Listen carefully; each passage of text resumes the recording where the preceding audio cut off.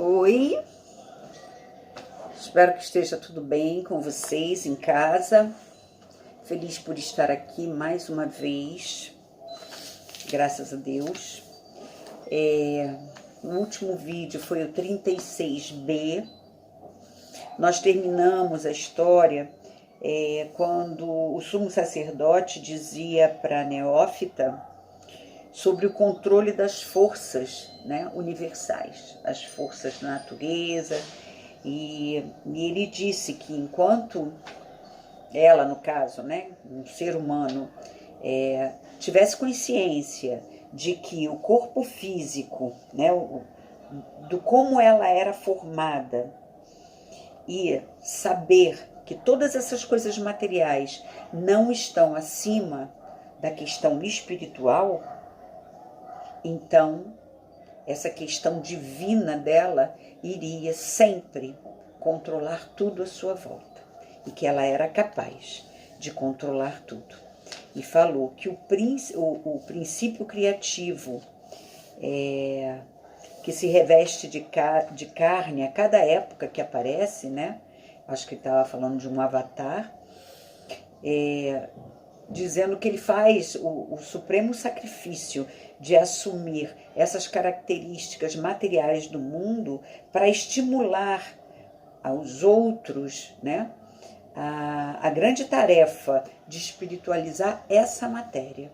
Então, que esses grandes seres vêm, né, algumas vezes ao planeta, se encarnam, né, esses grandes avatares, justamente para isso, para trazer para a humanidade essa consciência de que se somos só matéria, tudo isso é matéria, que o divino impera sobre tudo isso, né?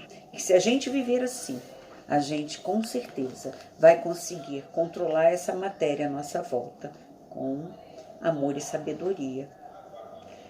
Então, vamos no 37. O 37 eu dividi também, 37 e 37A. Esse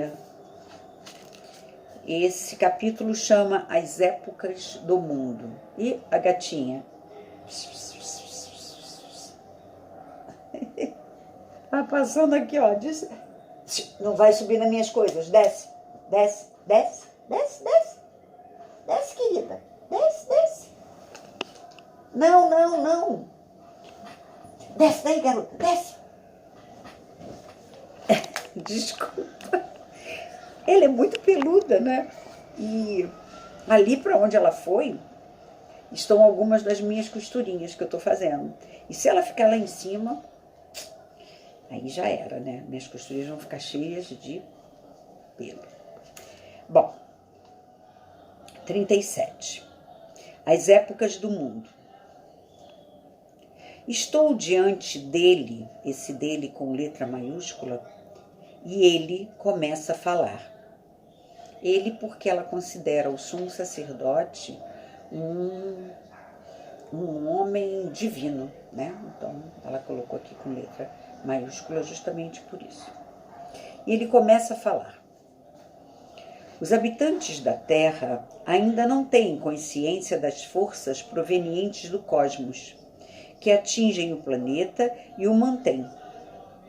Em consequência, não são capazes de controlar essas forças e transformá-las segundo sua vontade. A Terra recebe essas irradiações de fora do cosmos e está banhada e envolvida por essas ondas de energia. Tudo o que acontece nela é uma reação direta à ação dessas forças. Uma espécie de ressonância resultante da interação de energias. Abre aspas. O Sol aumenta numa extensão tremenda as radiações da constelação particular em que está em dado momento, visto que irradia suas forças para a Terra simultaneamente à radiação das relativas constelações. Esse fato relaciona-se com o surgimento das 4 estações do ano.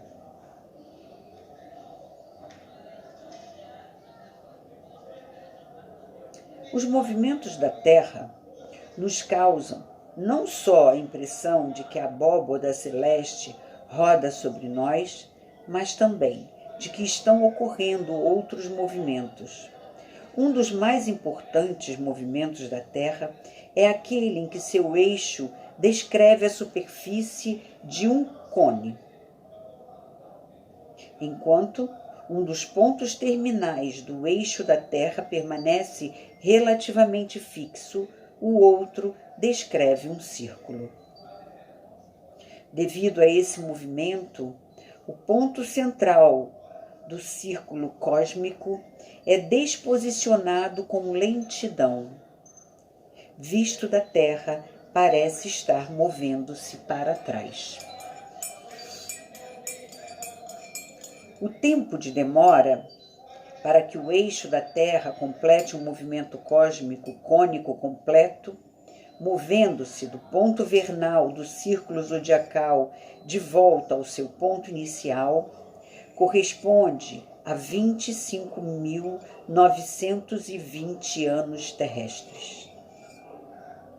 Chamamos a esse período de ano cósmico. Se o dividirmos por 12, o resultado será o de um mês cósmico, ou seja, 2.160 anos terrestres. O tempo que o ponto vernal leva para passar através de um signo zodiacal.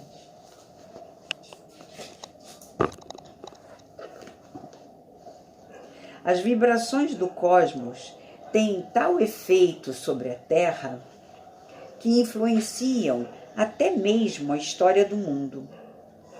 As ideias que se destacam na religião, na ciência e na arte são o resultado da radiação de determinada constelação pela qual o ponto vernal está se movimentando durante o transcorrer de um mês cósmico. Os espíritos encarnados na Terra, ou seja, a humanidade, sempre precisam conquistar uma nova época, atingindo e preservando a concretização de novas ideias.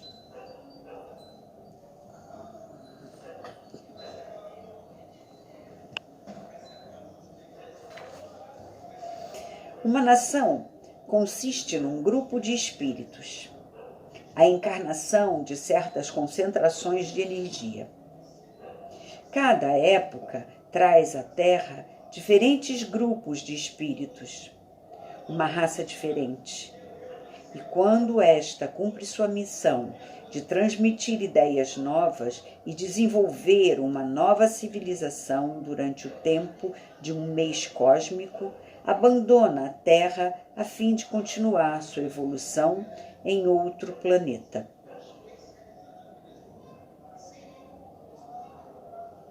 Em cada raça, é claro, há sempre indivíduos que não conseguem se formar até o final do curso. Estes ficam para trás, como escória que é jogada fora, e precisam continuar sua evolução na própria Terra. Por isso, uma nação experimenta um súbito declínio depois de atingir um elevado grau de civilização. Os pais da nação altamente desenvolvida são seguidos por descendentes degenerados e de vontade fraca. E a nação, que certa vez foi muito estimada, acaba por se debilitar e ser desprezada. Esses descendentes são a escória da nação que atingiu o mais alto grau de desenvolvimento terreno, que se tornou espiritualizada e que abandonou a Terra. O mundo material veio a existir porque interferências ocorreram nas radiações criativas divinas que atravessavam o espaço cósmico. E essas interferências causaram condensações, solidificações e materializações. Se os corpos celestes fossem recebidos em estado de pureza, com vibrações não transformadas da força criativa divina, isso resultaria na imediata destruição de toda a matéria. Os astros fixos, os sóis, são os grandes transformadores que convertem as vibrações criativas de todos os corpos celestes e as transmitem em comprimentos de ondas e em frequências toleráveis pela Terra. Os raios transformados nos alcançam a partir das estrelas fixas que formam as constelações do zodíaco. Assim, quando queremos representar a radiação divina mais elevada de energia, escolhemos a forma simbólica da constelação com o mais forte efeito sobre a Terra. E esta sempre é a constelação que define a época através da qual o ponto vernal está se movendo na ocasião.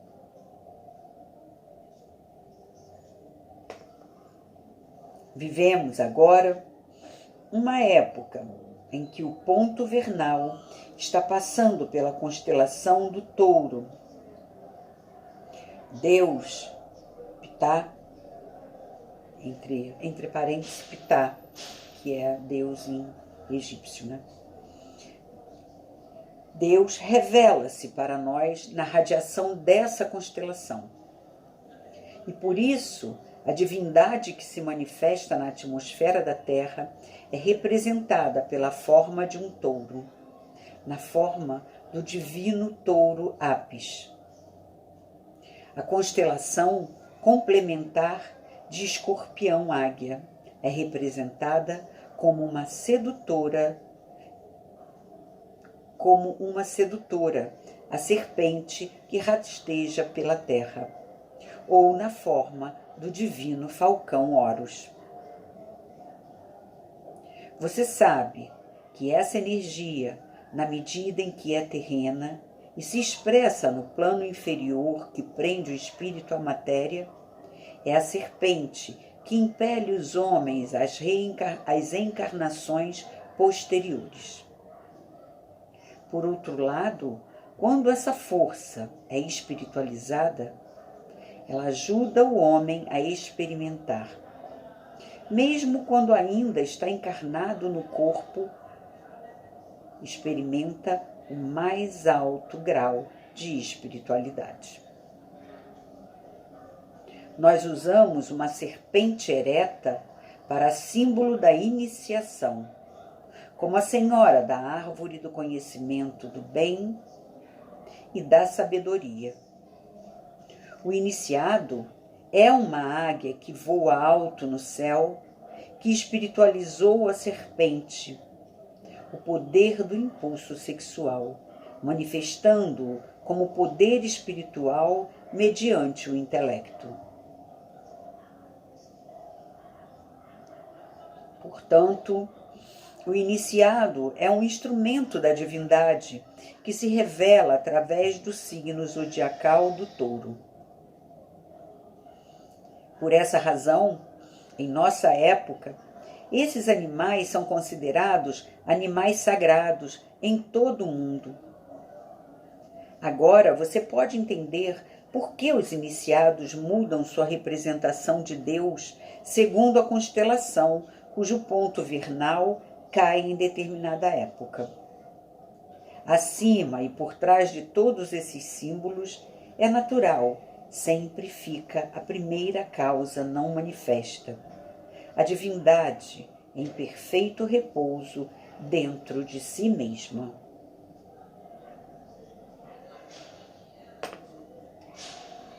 A constelação de Touro pertence à manifestação tripla em que a face de Deus tem um efeito material terroso, contraindo, agregando e endurecendo Isso significa que agora, nesta época, as forças que constroem a matéria e operam dentro dela são as forças mais fáceis e mais rapidamente disponíveis para o uso por parte dos habitantes da Terra. Nossa missão é conquistar a matéria com a matéria, ou seja, conquistar a matéria com as energias que elaboram a sua essência. Usamos frequências materiais, essas forças invisíveis e imensuravelmente poderosas, ou, por assim dizer, o espírito da matéria, para conquistar a ela própria. Carregamos a matéria da Arca da Aliança com toda a oitava dessas energias e, dessa forma, controlamos as leis da matéria, as energias da construção, da materialização e da desmaterialização, bem como o peso da matéria que podemos aumentar ou diminuir à vontade. Em tempo, nossas verdades virão a florescer. Mas então, à medida que os movimentos e as modificações celestiais continuarem, a Terra gradativamente sairá dessas regiões do cosmos em que certas energias estão atuando em conjunto, a fim de produzir a nossa presente época. Pouco a pouco, poucas dessas energias diminuirão, enquanto outras aparecerão no cenário, e assim o padrão total das vibrações que atingem a Terra se modificará gradualmente. Virá a ocasião em que não se entenderão mais as nossas verdades. Os símbolos e as palavras que usamos para expressar os mistérios das leis da criação perderão seu conteúdo, tornando-se uma mera casca vazia durante milhares de anos. A humanidade terá de aprender, através de novas tarefas, devendo solucionar novos problemas para tornar a compreender as verdades. Agora você já sabe o que vai acontecer quando o derradeiro Sumo Pontífice iniciar o último candidato digno de nosso conhecimento. Depois de lhe dar a Arca da Aliança e o Bastão da Vida, o Sumo Pontífice se encerrará e ao seu ajudante dentro da pirâmide, da grande pirâmide, bloqueando a entrada com uma pedra que caiba exatamente na abertura. Em seguida, ambos desmaterializarão todo o nosso equipamento e todos os nossos aparelhos, e por fim, a si mesmos, no intuito de salvar-nos os segredos, impedindo que caiam em mãos indignas. Enquanto isso, o último iniciado, que seguirá adiante e que está destinado a criar uma nova época na história da Terra, salvará a Arca da Aliança e seu bastão da vida, tirando-os do país. Ele proclamará ao seu povo as ideias da nova época, na qual o ponto vernal se moverá através da constelação de Áries. As duas constelações complementares de Áries e de Libra exercerão o seu mais forte efeito durante esse período.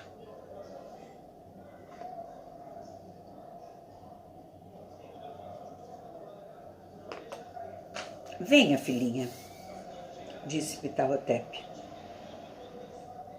Vou colocar a mão em sua cabeça e você verá imagens dos tempos que estão por vir. Ptah-hotep me conduziu até uma liteira sobre a qual os neófitos, sob sua orientação, praticavam a habilidade de mover a consciência livremente através do tempo, escolhendo de maneira intencional o passado ou o futuro, para experimentá-los como fatos presentes. Ptah-hotep me conduziu até uma liteira sobre a qual os neófitos, sob sua orientação, praticavam a habilidade de mover a consciência livremente através do tempo. Desculpa. Eu li esse parágrafo de novo, porque os dois começam com a palavra Ptah-hotep. Desculpa. Então eu vou começar novamente pela terceira vez, me perdoe. Ptah-hotep me conduziu até uma liteira sobre a qual os neófitos, sob sua orientação, praticavam a habilidade de mover a consciência livremente através do tempo, escolhendo de maneira intencional o passado ou o futuro para experimentá-los como fatos presentes. Ptah-hotep pediu que eu me deitasse, e antes mesmo de ele colocar a mão sobre minha testa, comecei a sentir aquela sensação de zumbido e de arrepios. No momento seguinte, vi cenas que, na linguagem simbólica dos sonhos, me mostraram a importância dos fatos no futuro distante. Vi-me na sala de recepção do faraó, um vestíbulo estranho de um faraó desconhecido, que não era um iniciado como meu pai, mas que tinha uma radiação de um grau muito inferior.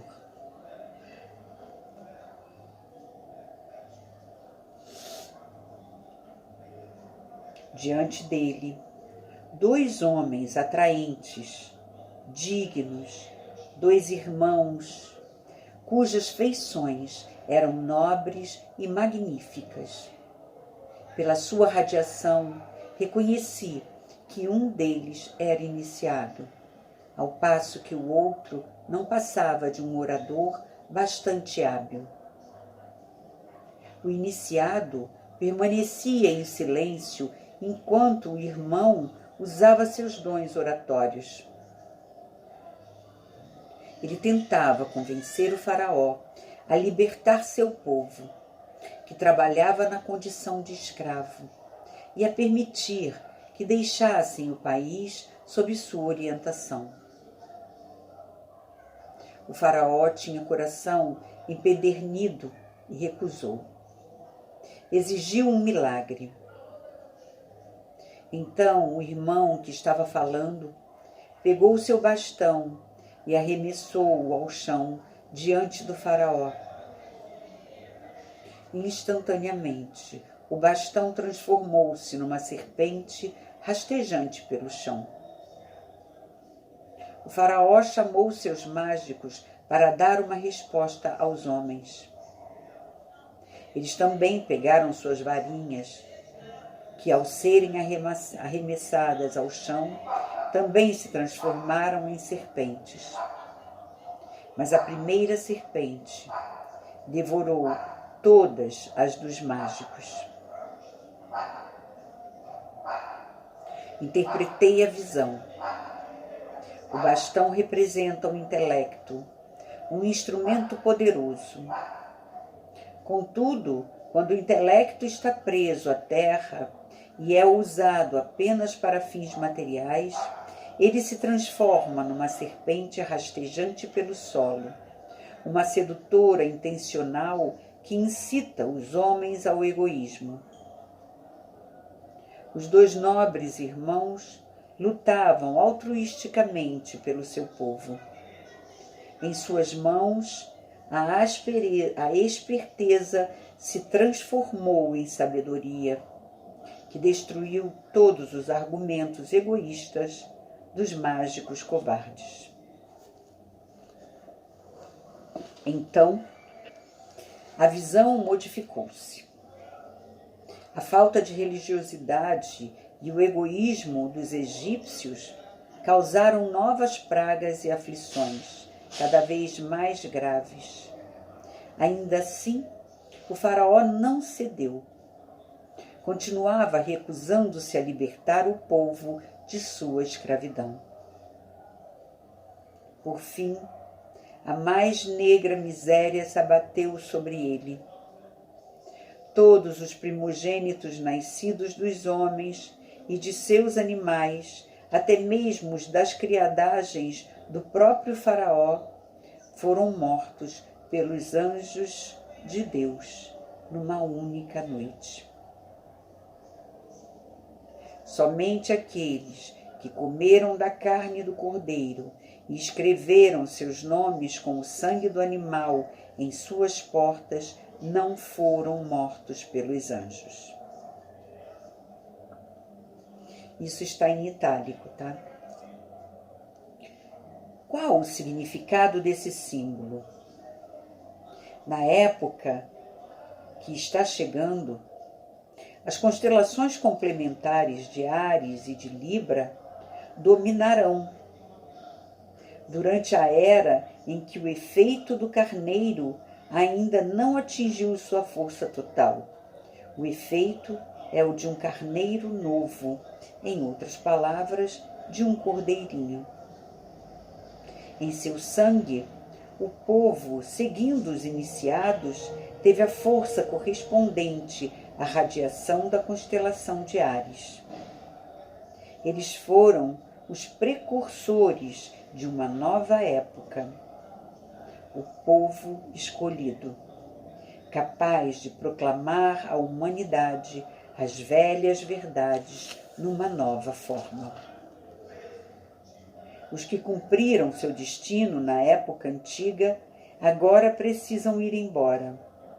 Sua missão está cumprida. Os anjos de Deus os chamam para o lar. Então, tive outra visão. O poderoso iniciado dirige seu povo para fora do Egito. E porque o carneiro é um símbolo de fogo, uma coluna de fogo move-se à sua frente para mostrar-lhe o rumo. Ele leva seu povo para fora da treva espiritual que impera no Egito no final dessa época. Mas o coração do faraó torna a se enrijecer. Ele se arrepende de ter permitido que essas pessoas abandonem o país em liberdade. E com todo o seu exército, começa uma árdua perseguição aos fugitivos. Porém, para proteger seu povo, o grande iniciado usa o bastão da vida. Ele dirige as frequências da ultramatéria que intensificam a força da gravidade da Terra contra o exército do faraó. De repente, o faraó e todos os seus guerreiros, carruagens e animais se tornam tão pesados como se tivessem se enraizado no lugar em que estavam. Seu peso terrivelmente intensificado os puxa de forma irresistível de encontro ao chão. E tudo isso acontece na praia. Por fim, as grandes ondas do mar rolam por cima do faraó e de toda a sua armada.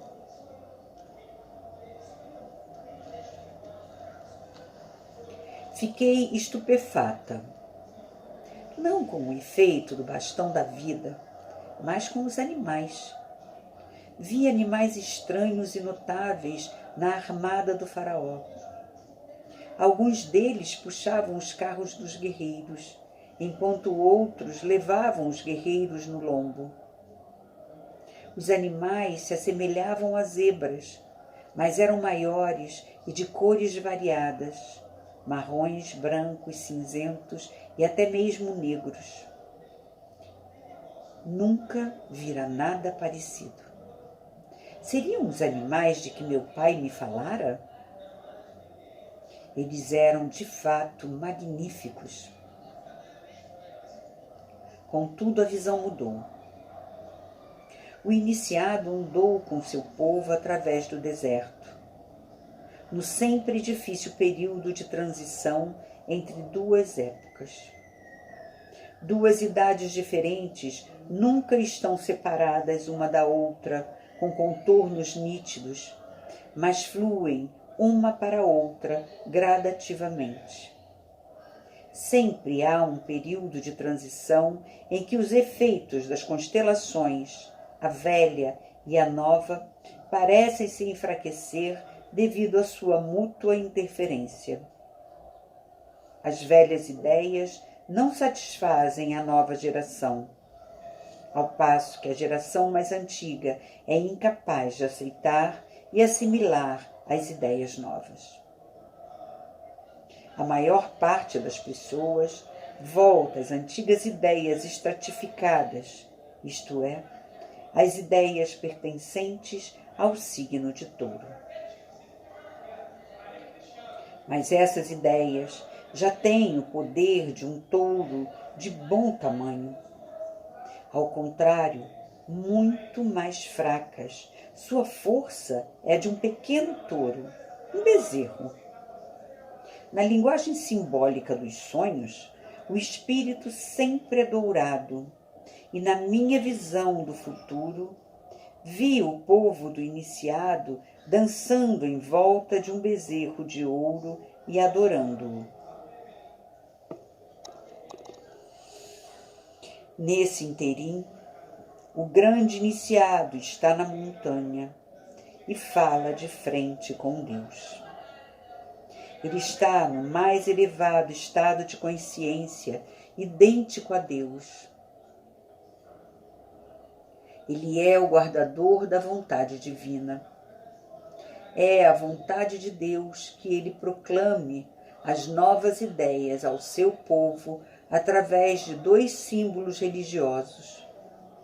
O cordeiro sacrificial, símbolo da constelação de Áries, e as duas tábuas com os 10 mandamentos de Deus, símbolo da constelação de Libra.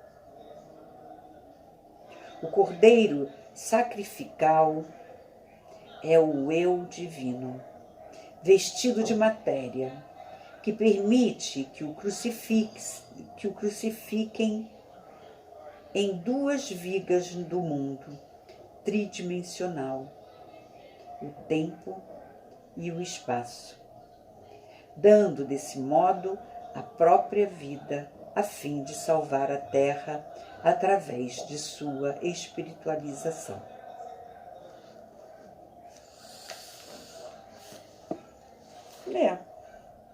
Aqui vimos trechos do Velho Testamento, quer dizer, do Antigo Testamento e uma profecia, né, que leva ao Novo Testamento, com a crucificação, na questão da cruz e de um avatar que virá para espiritualizar o momento e dar um novo rumo, e a entrada dessa nova constelação. Então ficamos aqui, tá bom? Nos vemos no próximo vídeo. Espero que sem essa gatinha passando para lá e para cá, porque ela chega essa hora, ela começa a fazer arte, querer correr para lá e para cá para brincar. Eu acho que ela está sentindo falta da Melina, que a Melina não está aqui comigo agora. Então tá, nos vemos no próximo vídeo. Fiquem bem. Até mais ver.